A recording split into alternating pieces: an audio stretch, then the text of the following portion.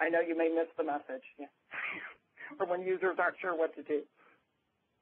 Problem I run into a lot is it gets corrupted, the zip file. Right. So if somebody went in, did a bunch of changes here, personalized their page, and then the zip file in this case there isn't one, but if it gets corrupted, then you got to start again. You delete the personalization settings, right? So I'm not certain how often that happens like it did with the zip file.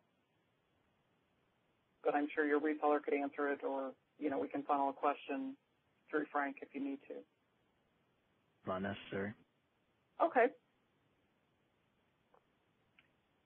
So everybody like the look? I mean, it took me a little bit to get used to it. Now I love it. But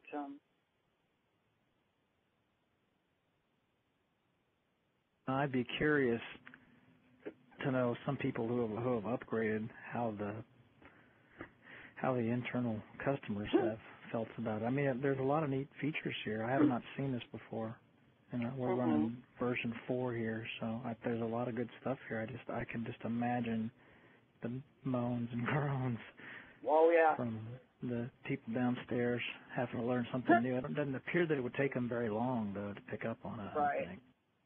Well, it's funny because, at least in my experience when I first saw like NAV4, in the screens, it was like, and then you get used to them, and then you bring in RTC, and, everybody's used to the old way. I believe NAVUG is having a roundtable. I don't know if Frank or Trish are still on the call, a roundtable next week that actually addresses upgrades. I don't know if... That's correct, Priya. I believe it's on the 24th, a webinar coming up around NAV upgrades. So that's probably be a real good one to sit in on, because that'll kind of give you the real life, feedback from some customers that have gone through the upgrade, because it's a change. No, I may have misunderstood this, but somebody had mentioned to me, I thought, that you have the option in 2009. The person could do the role-tailored client, or they could revert back to the classic view. Is that not correct? That is correct. Yep. NAV 2009 comes with both. Depending on the modifications, because once again, I'm not a programmer, but in simple terms, any, form modifications, report modifications that need to come to role-tailored client need a lot of work. And it could be a culture shock for some of your users. So, you can run them simultaneous. Yeah, this is Alexis Holmes. We were given a recommendation to, if you upgrade to 2009, you do that in the classic environment and then have like a rollout to groups of users with the new role-tailored client, so that it's not a culture shock for everyone. Yes. And we recommend that as well. Yeah, because it is a big difference.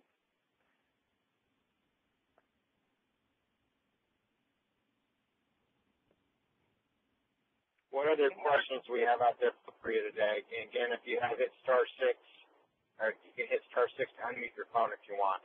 What other questions? We have a few more minutes still left here.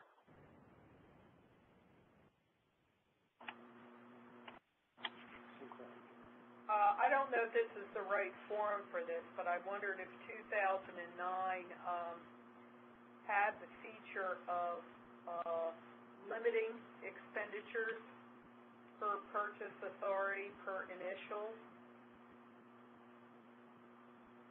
and or limiting the use of the buyer's initials, which the current version that we use does not have. I do not know. What version are you running? 4. We're still on 4. Version 4. 4, okay. Spending authority with the buyer code, you're saying? Yeah. Okay. I don't know, but I can absolutely find out. Well, Lois, would you know? Would I could look that up.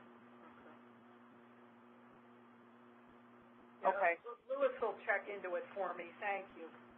Oh, no problem.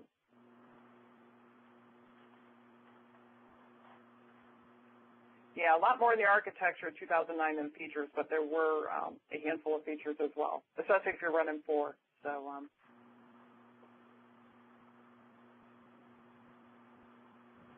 Sounds good. What other questions do we still have out there?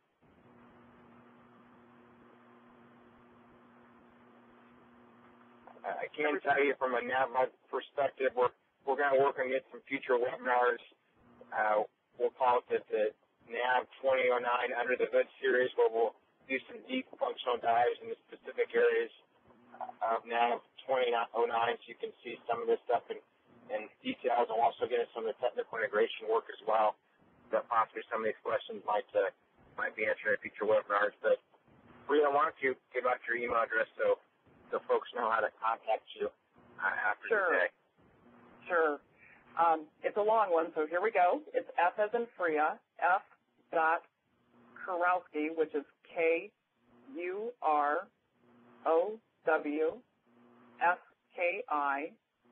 at abc-computers, and that's plural, computers.com. And my name is Freya, F-R-I-A. Yeah, I'm going to try to get that. Let's see if I can get that up here on the screen for you, too. Okay. There's a bunch of long last names or difficult last names like duplicates. Well, and I have a crazy first name, too, so yes. Yeah, let me see what I can do here to get something out there. But we still have a few more minutes for questions, too, so I don't want to cut too much of that time, but I do want to make sure folks know how to follow up with you. Someone else have a question out there?